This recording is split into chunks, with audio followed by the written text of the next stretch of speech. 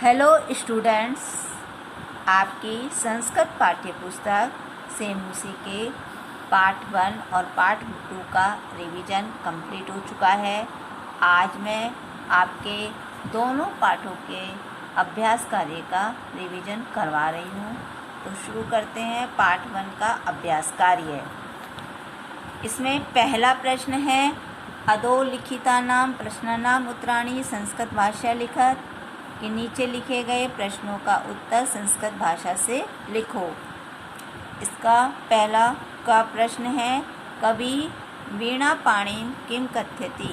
कि कवि सरस्वती वीणा पाणी सरस्वती को क्या कह रहे हैं। तो उत्तर है,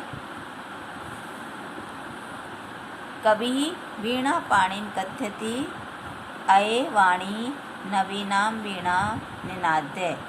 कवि सरस्वती को कह रहे हैं कि हे सरस्वती, नवीन वीणा को बजाओ। प्रश्न दूसरा है, ख बसंते किम भवति। कि बसंत में क्या होता है, बसंत ऋतु में क्या होता है। तो इसका उत्तर है, बसंते सरसा रसाला लसंते कोकिला च कूजंती।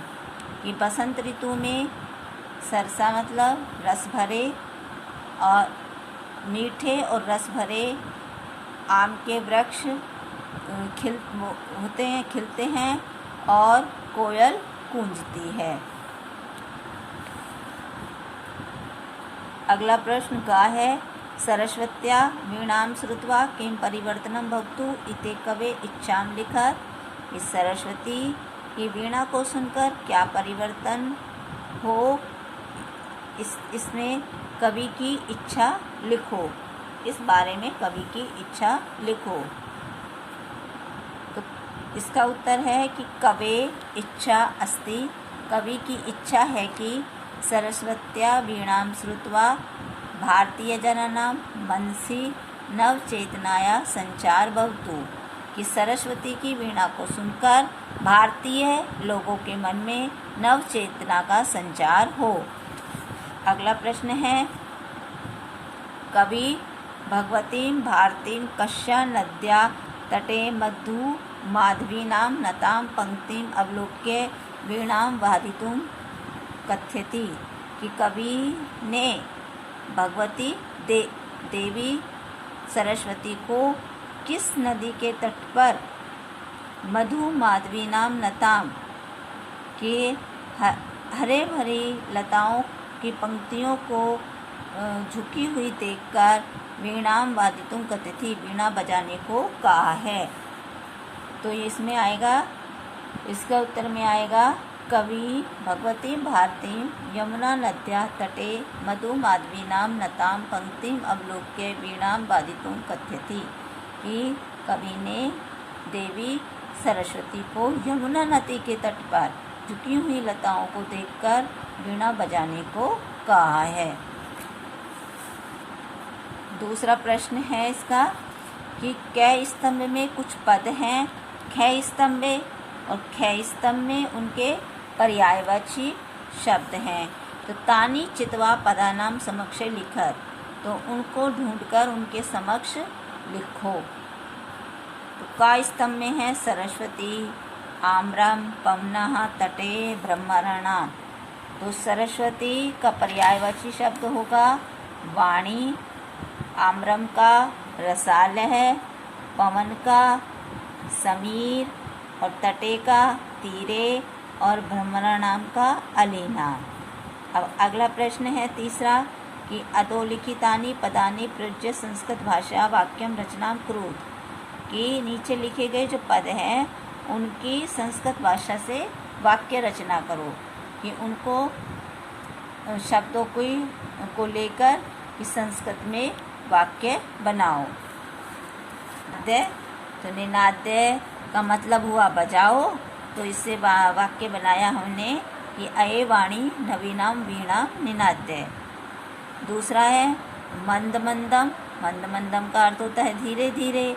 तो वाक्य बना पवना मंद मंदम बहती। ये पवन धीरे धीरे चल रही है। मारुत है, मारुतः मतलब वायु, तो मल्य मारुतः शीतला भवति, कि मल्य मारुतः यानी मलयाचल की ओर से आने वाली जो हवा है वो शीतल होती है। इसके बाद है सलिलम, सलिलम का अर्थ हुआ जल, तो नद्या सलिलम स्वच्छम भवति, कि नदियों का जो जल है वो स्वच्छ होता है। इसके बाद अगला है सुमना, सुमन यानी पुष्प, तो सुमना विकसति, फूल खिलता है। फिर 5वां प्रश्न है विलोम पद लिखो, विलोम पद हानि लिखत, तो कठोरम, कठोर माने कठोर हुआ, तो इसका विलोम शब्द होगा मृदुम, मृदुम यानी नरम। कटु का होगा मधुरम, शीघ्रम का मंदम, मंदम माने धीरे धीरे, शीघ्रम माने तेजी से।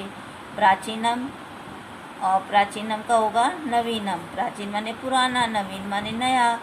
नीरसा का होगा सरसा, नीरस माने रसहीन और सरस माने रसयुक्त। पाठ 2 स्वर्णकार। अब पाठ दूसरा है जो स्वर्णकार, उसका हम अभ्यास रिवीजन करेंगे। तो इसका पहला प्रश्न है अधोलिखिता नाम प्रश्न नाम उत्तराणी संस्कृत भाषा लिखत। ये जो नीचे प्रश्न लिखे गए हैं उनका उत्तर संस्कृत भाषा में लिखिए। तो पहला प्रश्न है का निर्धनाया वृद्धया दुहिता कीदृशी आसीत्, कि जो निर्धन वृद्धा थी उसकी बेटी कैसी थी। तो निर्धनाया वृद्धया दुहिता विनम्रा मनोहरा च आसीत्, तो निर्धन वृद्धा की बेटी विनम्र सरल स्वभाव वाली और सुंदर थी, मनोहर यानी सुंदर। बालिकया पूर्वम किम न दृष्टम आसीत्, बालिका ने पहले क्या नहीं देखा था। तो बालिकया पूर्वम स्वर्णपक्षो रजतचंचू स्वर्णकाक्य न दृष्ट आसीत्, तो बालिका ने पहले सोने के पंखों और चांदी की चोंच वाला सोने का कौवा नहीं देखा था। प्रश्न ग रुदंतीम बालिकां का कथम आश्वासयत, कि रोती हुई बालिका को कौवे ने कैसे आश्वासित किया, कैसे उसे चुप कराया, क्या उसे आश्वासन दिया। तो रुदंतीम बालिकां का कह अकथ्यत, रोती हुई बालिका को कौवे ने कहा अहम तव्याम तंडुलान मूल्यम दास्यामि, कि मैं तुम्हें चावलों का मूल्य दूंगा। इस प्रकार कहकर उन्होंने उसे आश्वासित किया। प्रश्न घ बालिका किम दृष्ट्वा आश्चर्यचकिता जाता, कि बालिका क्या देखकर आश्चर्यचकित हो गई। बालिका वृक्षस्य उपरि स्वर्णमय प्रासाद दृष्ट्वा आश्चर्यचकिता जाता, कि बालिका वृक्ष के ऊपर बने हुए सोने के महल को देखकर आश्चर्यचकित हो गई। अगला बालिका केन सोपानेन स्वर्ण भवनम आसाद, कि बालिका किस सीढ़ी, कौन सी सीढ़ी के द्वारा सोने के भवन में पहुंची। तो बालिका स्वर्ण सोपानेन स्वर्ण भवनम आसाद, कि बालिका सोने की सीढ़ी के द्वारा सोने के भवन में पहुंची। सा ताम्र स्थलाया चयनाय किम तर्कम ददाति, कि उसने तांबे की थाली लेने के लिए, तांबे की थाली का चयन करने के लिए क्या तर्क दिया, तो क्या तर्क देती है। तो सा ताम्र स्थलाया, वह सोने की थाली चुनने के लिए तर्क देती है कि मैं निर्धन माँ की बेटी हूँ। मम माता अति निर्धना अस्ति, और मेरी माता बहुत ही निर्धन है। अगला गर्विता बालिका कीदृशं सोपानम अयाचत कीदृशं च प्राप्नोत, कि घमंडी बालिका ने कैसी सीढ़ी अयाचत यानी मांग की, और कीदृशं च प्राप्नोत उनसे कैसी प्राप्त हुई। तो उत्तर आएगा गर्विता बालिका स्वर्ण में सोपानम अयाचत ताम्र में च प्राप्नोत, कि घमंडी बालिका ने सोने की सीढ़ी मांगी थी, लेकिन उसे तांबे की सीढ़ी प्राप्त हुई। प्रश्न दूसरा है कि नीचे लिखे हुए शब्दों के विलोम शब्द पाठात, पाठ से चुनकर लिखने हैं। तो पश्चात का, पश्चात यानी बाद में, पूर्वम यानी पहले, हसितुम हंसने के लिए, रोदितुम रोने के लिए, अध नीचे, ऊपरी ऊपर, श्वेत सफ़ेद, काक कृष्ण, श्वेत सफ़ेद तो कृष्ण काला, सूर्यास्त का, सूर्योदय, और सुप्त सोया हुआ और प्रबुद्ध जगा हुआ। अब है संधि विच्छेद। संधि नहीं, विच्छेद किए हुए शब्द है तो उनकी संधि तैयार करनी है। तो संधि पुरुष, पहला है नी प्लस अवसत, तो इसका बनेगा न्यवसत, यण संधि है ये। सूर्य प्लस उदय, सूर्योदय, गुण संधि। वृक्षस्य प्लस ऊपरी, वृक्षस्योपरी, गुण संधि। ही प्लस अकार्यत, अकार्यत, यण संधि। च प्लस एकाकिनी, चेकाकिनी, वृद्धि संधि। इति प्लस उक्त्वा, इत्युक्त्वा, यण संधि। प्रति प्लस अवदत, प्रत्यवदत, यण संधि। प्र प्लस उक्तम, प्रोक्तम, गुण संधि। अत्र प्लस एव, अत्रे, वृद्धि संधि। तत्र प्लस उपस्थिता, तत्रोपस्थिता, गुण संधि। यथा प्लस इच्छम, यथेच्छम, गुण संधि। प्रश्न तीसरा है कि स्थूल पदानि अधिकृत्य प्रश्न निर्माणम कुरु।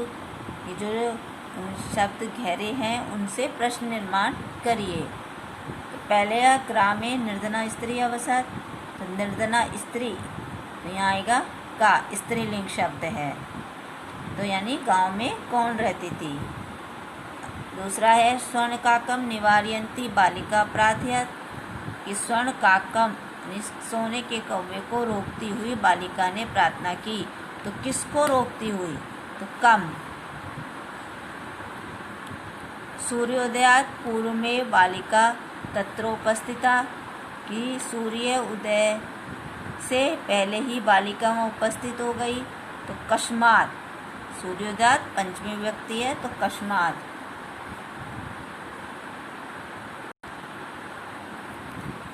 अगला बालिका निर्धन मातु दुहितासीत, तो बालिका निर्धन माँ की बेटी थी, तो कश्या यानी किसकी बेटी थी।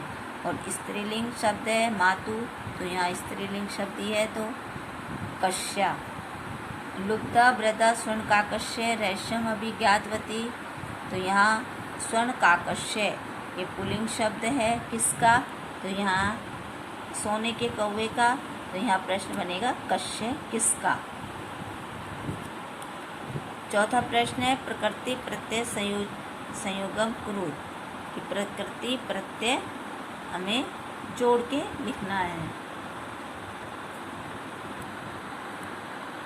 प्रश्न चौथा प्रकृति प्रत्यय संयोगम कुरु, यानी प्रकृति प्रत्यय को जोड़कर लिखना है। हस प्लस क्षत्रि, तो इससे बन जाएगा हसत या हसन, यानी नपुंसकलिंग में और पुल्लिंग में हसन। भक्ष प्लस क्षत्रि, भक्षत भक्षयन। वी प्लस लोक प्लस लयप, विलोक्य। नी प्लस क्षिप प्लस लयप, निक्षिप्य। आ प्लस गम प्लस लयप, आगम्य या आगत्य। द्रस प्लस कत्वा, दृष्ट्वा। शी प्लस कत्वा, शयित्वा। वृद्ध प्लस टाप, वृदा। सूत प्लस टाप, सुता। लघु प्लस तमप, लघुतमम। प्रश्न पांचवा प्रकृति प्रत्यय को अलग अलग करना है। अब जो प्रत्यय हमने एक प्रत्यय बना के लिखा था अब उन्हें अलग करना है। तो हसंतम, हस प्लस क्षत्रि। क्रोधितम, रुत प्लस तुमुन। वृदा, वृद्ध प्लस टाप। भक्षयन, पक्ष प्लस क्षत्रि। दृष्ट्वा, दृष्ट प्लस कत्वा। विलोक्य, वी प्लस लोक प्लस लयप। निक्षिप्य, नी प्लस क्षिप प्लस लयप। आगत्य, आ प्लस गम प्लस लयप। शयित्वा, शी प्लस कत्वा। सुता, सुत प्लस टाप। लघुतमम, लघु प्लस तमप। अब यहाँ पर ये अभ्यास कार्य समाप्त हुआ। अब आपके दोनों प्रश्न कार्यों का भी रिवीजन हो चुका है। अब आपको इनको अपने यूनिट टेस्ट के लिए प्रिपेयर करना है और अच्छी तरह से लर्न करना है। धन्यवाद।